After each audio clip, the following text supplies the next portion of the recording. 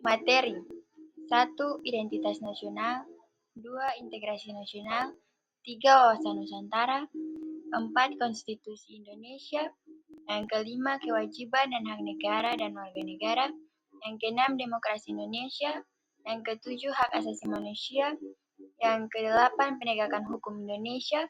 Kesembilan, otonomi daerah. Dan kesepuluh, perdamaian dunia. Permasalahan yang pertama, identitas nasional. Permasalahan semakin runtuhnya identitas nasional di kalangan generasi muda akibat pengaruh budaya asing dan globalisasi. Yang kedua, integrasi nasional. Permasalahan masih adanya konflik antar suku, agama, ras, dan antar golongan atau sara yang mengancam persatuan bangsa. Yang ketiga, wawasan Nusantara. Permasalahan kurangnya rasa memiliki terhadap wilayah Indonesia yang luas dan beragam, terutama pada wilayah perbatasan. Yang keempat, Konstitusi Indonesia. Permasalahan minimnya pemahaman masyarakat terhadap isi dan fungsi Undang-Undang Dasar Negara 1945 sebagai dasar hukum tertinggi negara. Yang kelima, kewajiban dan hak negara dan warga negara. Permasalahan ketidakseimbangan antara pelaksanaan hak dan kewajiban warga negara dalam kehidupan sehari-hari. Yang keenam, demokrasi Indonesia. Permasalahan praktik demokrasi yang belum berjalan secara ideal, seperti adanya politik uang dan rendahnya partisipasi pemilih. Yang ketujuh, hak asasi manusia. Permasalahan masih banyaknya pelanggaran HAM yang belum terselesaikan secara adil dan transparan. Yang kedelapan, penegakan hukum Indonesia. Permasalahan lemahnya penegakan hukum dan masih adanya praktik korupsi serta ketidakadilan hukum. Yang kesembilan, otonomi daerah.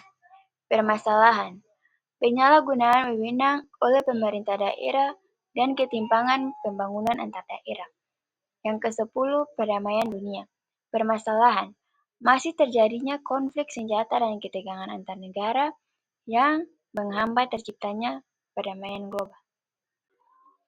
Sekarang kita masuk pada pembahasannya. Yang pertama, identitas nasional.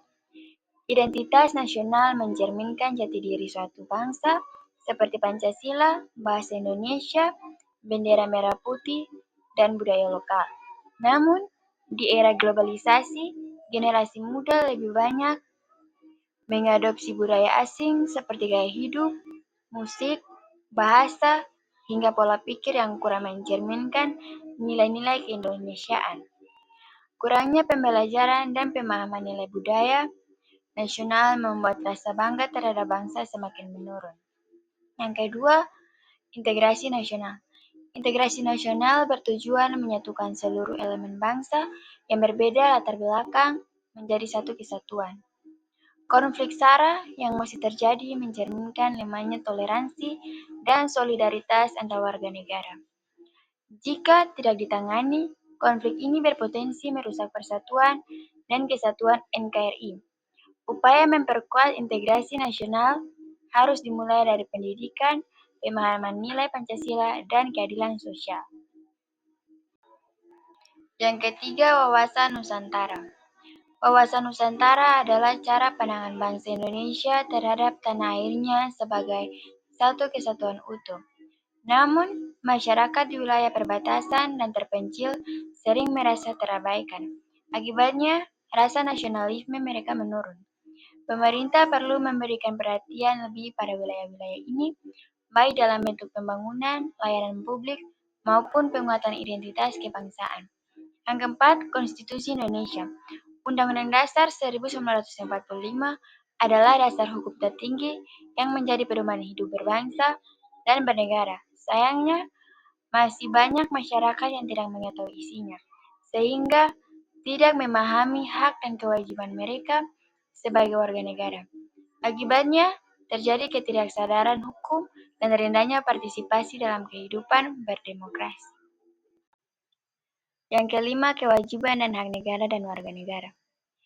Warga negara sering menuntut hak seperti bantuan sosial, pendidikan, dan layanan kesehatan, tetapi mengabaikan kewajiban seperti taat hukum, membayar pajak, menjaga ketertiban. Ketidakseimbangan ini dapat menyebabkan ketidakadilan dan kekacauan sosial. Pemahaman tentang pentingnya keseimbangan hak dan kewajiban harus ditanamkan melalui pendidikan dan keteladanan pemimpin. Yang keenam, demokrasi Indonesia. Demokrasi di Indonesia secara formal berjalan, namun dalam praktiknya masih banyak penyimpangan. Politik uang, manipulasi suara, kampanye negatif, serta rendahnya kesadaran masyarakat untuk memilih secara bijak menjadi masalah utama. Kualitas demokrasi hanya akan baik jika masyarakat kritis, jujur, dan aktif berpartisipasi dalam proses politik. Yang ketujuh, hak asasi manusia. HAM dijamin oleh konstitusi, namun pelanggaran HAM masih terjadi seperti diskriminasi, kekerasan, persekusi, dan penahanan tanpa proses hukum yang adil. Penanganan kasus HAM juga sering tidak transparan atau lambat.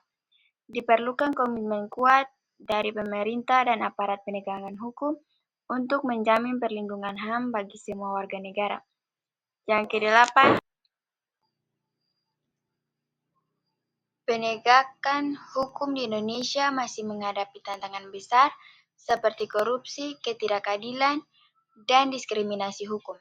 Masyarakat kerap merasa hukum hanya tajam ke bawah dan tumpul ke atas.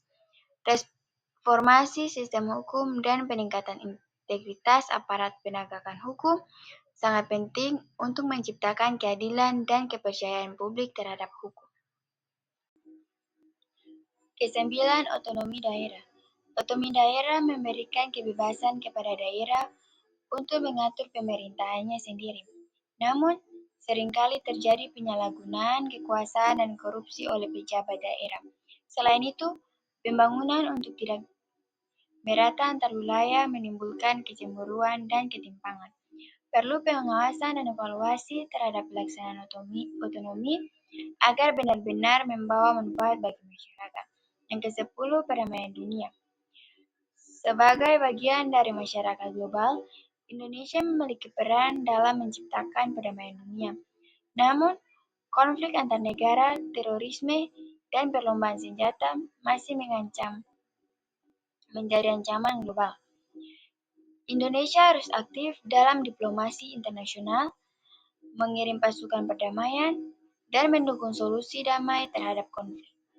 Masyarakat juga perlu didorong untuk berkontribusi menjaga perdamaian melalui toleransi dan solidaritas lintas bangsa.